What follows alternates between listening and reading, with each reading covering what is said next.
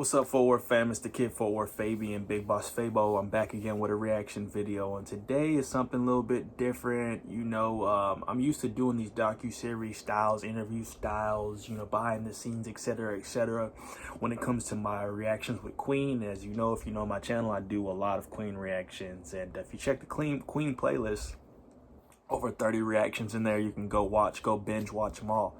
But with that being said, this is Elvis Presley. I've been doing a lot of Elvis, and go watch the two videos I just reacted to, Heartbreak Hotel, as well as Walk a Mile in My Shoes, man. They're also in my Elvis Presley playlist, which is in the comments or in the description below. So this is Elvis Presley and the Black community. The echo will never die. I got this recommended in my comment section after the previous Elvis reactions I did, I believe, in the ghetto.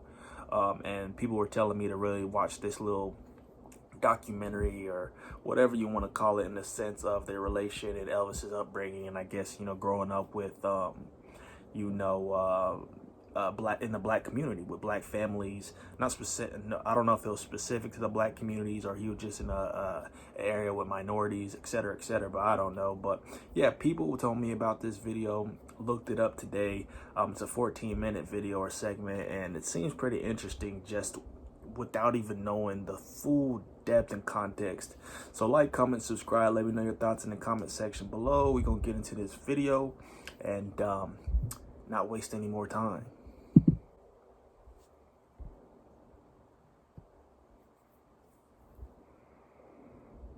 I thought he was a very beautiful, and still is, a very beautiful person, and his memories shall probably forever live on.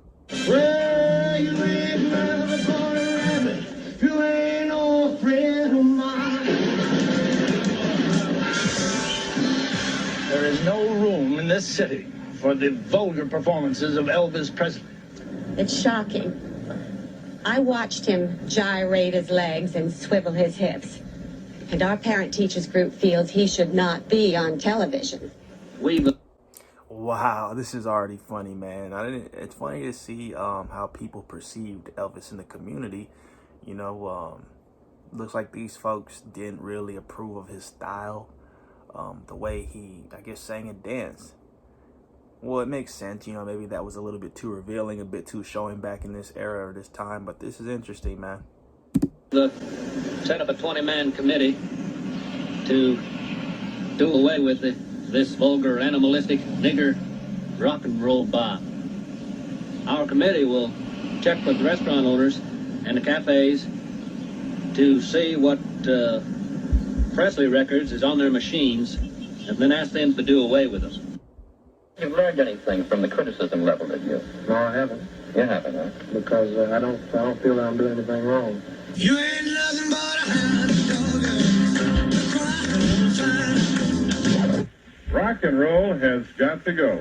And go it does at KWK. We're all through playing rock and roll records. This week is record-breaking week here at KWK. And after this week, no more rock and roll will be played on the air.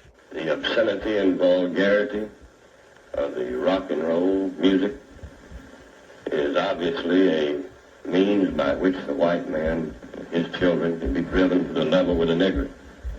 It is obviously nigger music. Everybody mostly turned them down. That's stupid. I mean, I didn't exist in this time, so I don't really got a clue. But the sense of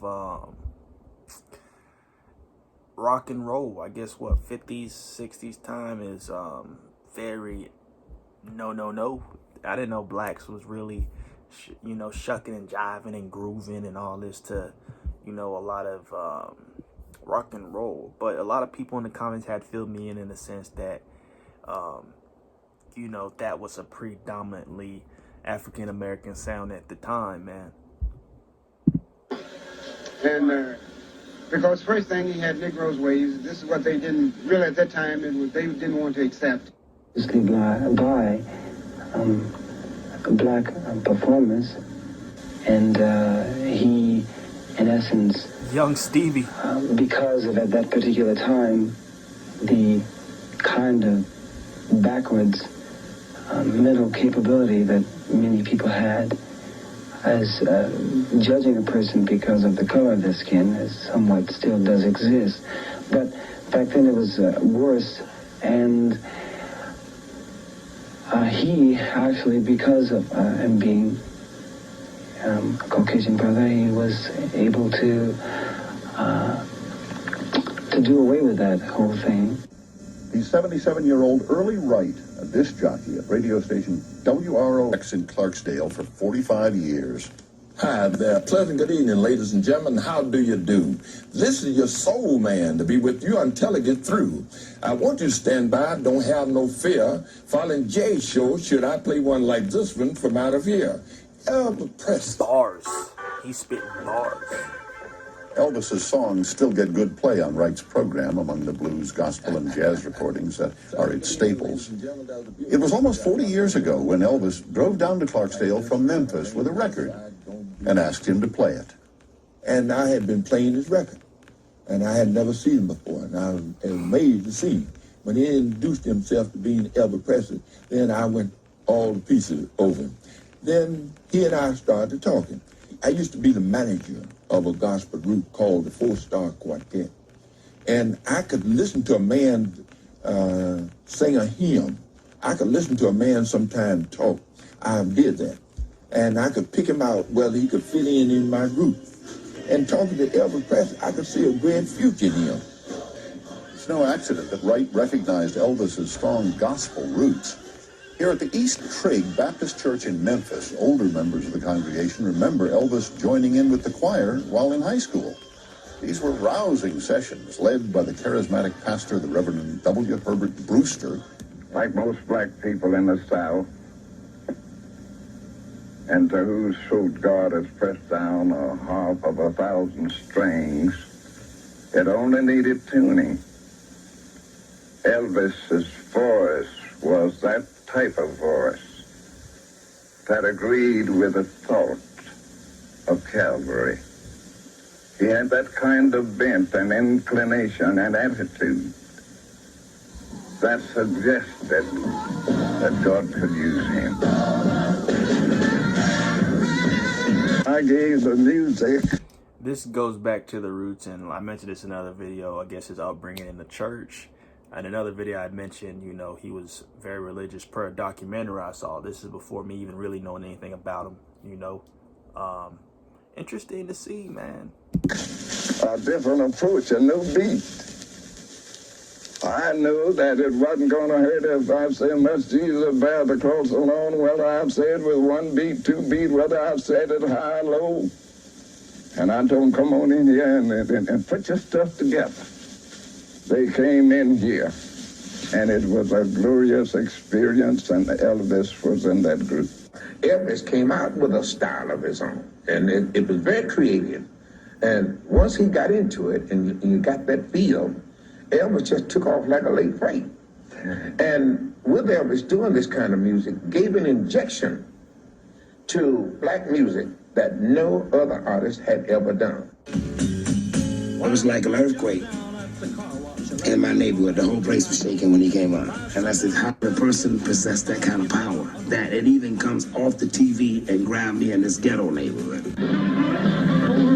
Elvis took my Tutti Frutti, and I was very disgusted. But by him singing it, he really made it bigger and made me bigger. During those days, if it was a white artist doing something, they would just say, they don't like our blacks and we don't like them either. He's nothing but a copycat. But Elvis Presley, when he came on, he was screaming and going crazy, and it was like any other neighborhood. And I said, this guy's got something going, man. Elvis had something that made him sound like he truly meant it. And that's what made a lot of people like myself like him.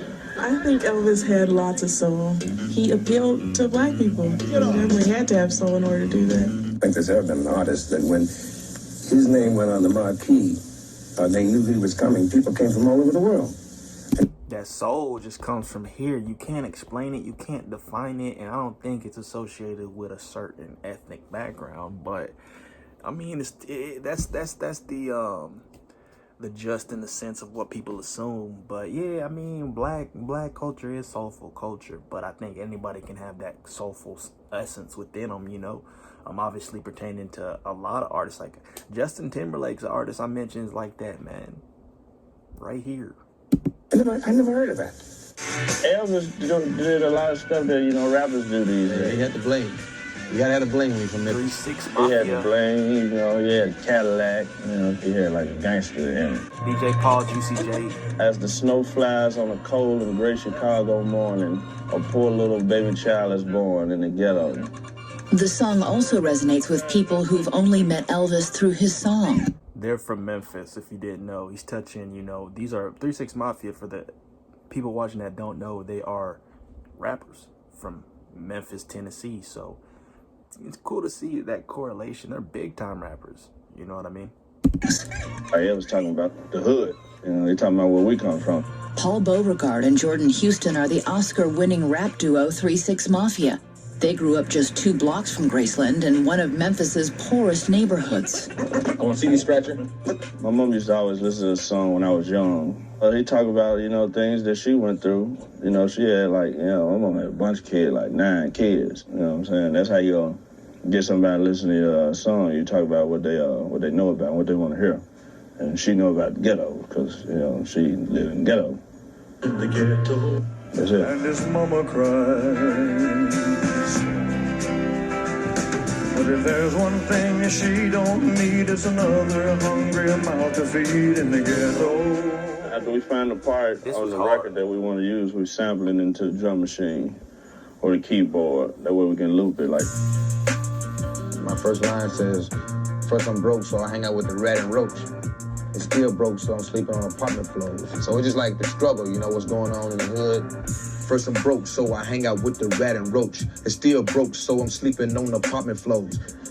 And I was off beat, but it's all good, because it's on TV. maybe do some edits, make me look cool, maybe put my name in the credits. Once we have all that ready, you know, we load it into the drum machine and then Hi-ya! So he starts to roam the streets at night, and he learns how to steal and he learns how to fight in the ghetto. It's survival is everyday task. Watching your back for the man wearing the mask.